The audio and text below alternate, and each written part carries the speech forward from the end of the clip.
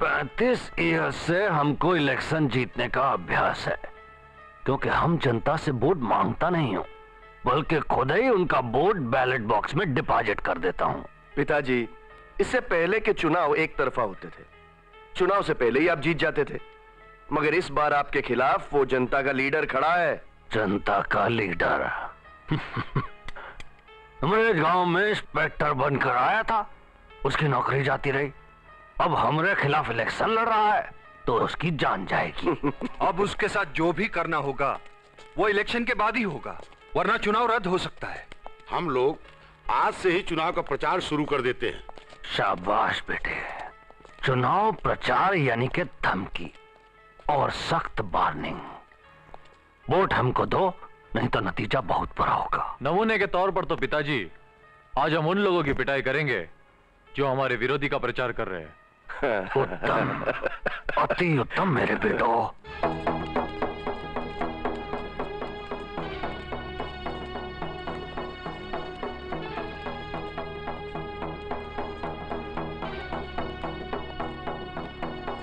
सब औरतें लाइन लगा के एक एक साड़ी ले लो और साथ में 100 रुपए भी।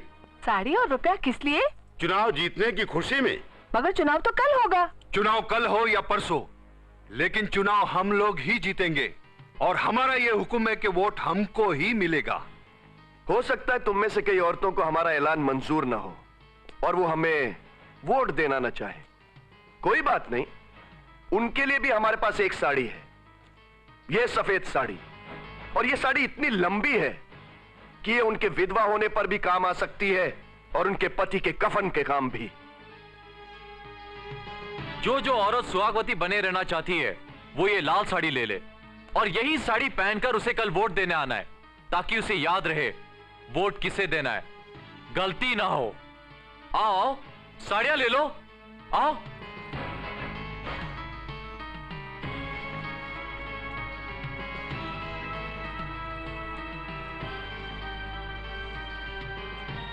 क्यों साड़ी नहीं लेगी?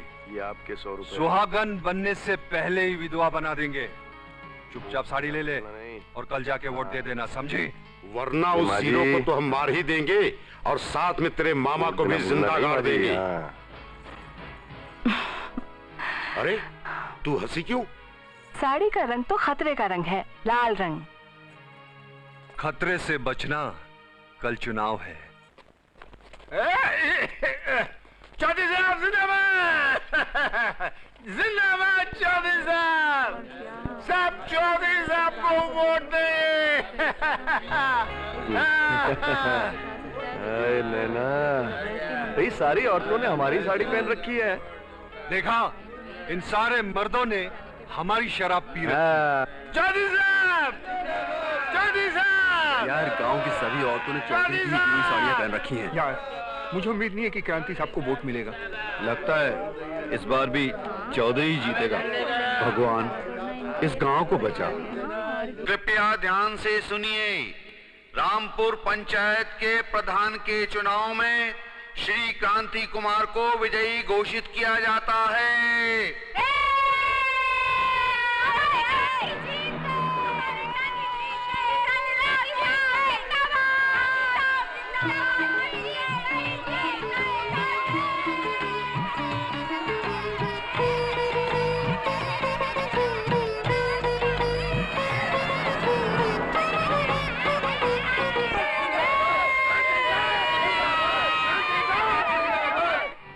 दारू हमरा पिया और वोट उसको डाला, साड़ी हमरा पहना और वोट उसको डाला।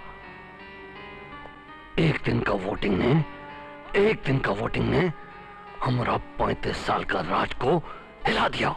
पिताजी, साड़ी देने का प्लान आप ही ने बनाया था, दारू पिलवाने का प्रोग्राम भी आप ही का था, वरना हम तो हमेशा की तरह बूथ पर कब्जा करके सारे के सारे वोट खुद ही डाल देते, और उनके भी जो मर चुके हैं। सारी रात ही गांव वाले खुशी मनाते रहे।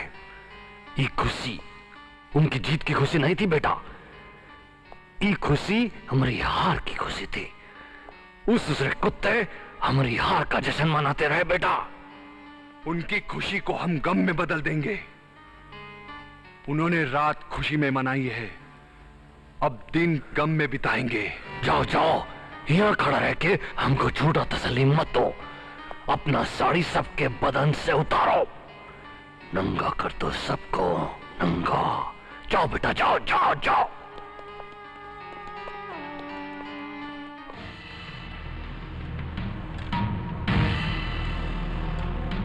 तुम सबकी इतनी हिम्मत, हमारी दी हुई साड़ी पहनी और वोट उसको देकर जिताया। जिसको जीतना था वो जीता है। तब तो तुम लोगों को हमारी साड़ी पहनने का हक नहीं। निकालो साड़ी। तुम्हारी साड़ी हमारे किसी काम की नहीं है, घर जाके भिजवा देंगे। घर जाकर क्यों, यहाँ क्यों नहीं? यहाँ तुम्हारे सामने साड़ी उतारे? क्यों नहीं, तुम सब गांव वालों ने मिलकर हमारे साथ में चीटिंगबाजी की है, इसलिए हमारी दी हुई ये साड़ियां तुम्हें यही उतारनी होगी, वरना हम खुद उतार देंगे। छोड़ दे हमें, कहाँ ले जा रहा है? क्या कर रहा है?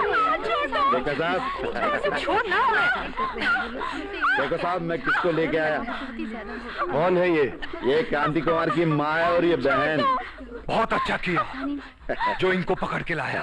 अरे शैतानों, इनको क्यों पकड़ा है? इन्होंने तो वोट नहीं दिया है। दिया नहीं तो क्या हुआ, दिलाया तो है। मैं कहती हूँ छोड़ दो इनको, तुम्हारा भी वही हाल होगा जो दुशासन का होगा। द्रौपदी को बचाने तो भगवान कृष्ण आए थे, तुम्हें बचाने कौन आएगा? उदकती है। हाँ,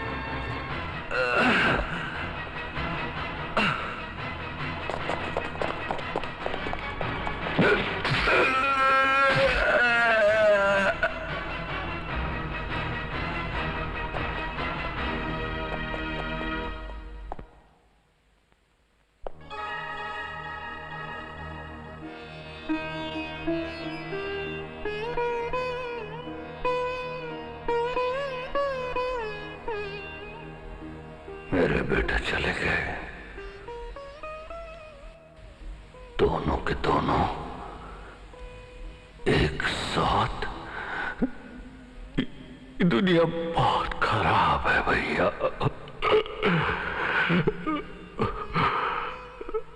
हम सोचता था हमारी अर्थी को कान्हा देने के लिए 4 बेटे मौजूद है। अब दोनों अर्थियां हमारे कांधे पे।